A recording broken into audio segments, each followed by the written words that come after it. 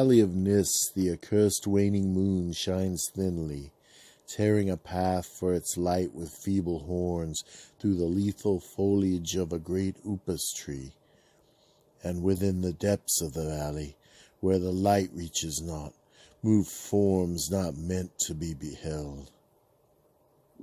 Rank is the herbage on each slope, where evil vines and creeping plants crawl amidst the stones of ruined palaces, twining tightly about broken columns and strange monoliths, and heaving up marble pavements laid by forgotten hands. And in trees that grow gigantic in crumbling courtyards leap little apes, while in and out of deep treasure vaults writhe poisonous serpents and scaly things without a name. Vast are the stones which sleep beneath coverlets of dank moss, and mighty were the walls from which they fell.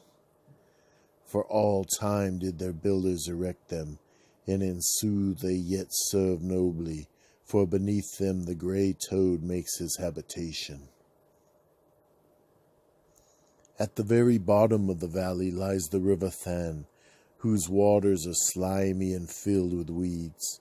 From hidden springs it rises, and to subterranean grottos it flows, so that the demon of the valley knows not why its waters are red, nor whither they are bound. The genie that haunts the moonbeams spake to the demon of the valley, saying, I am old, and forget much.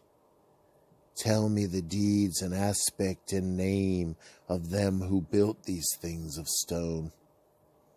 And the demon replied, I am memory, and am wise in lore of the past, but I too am old.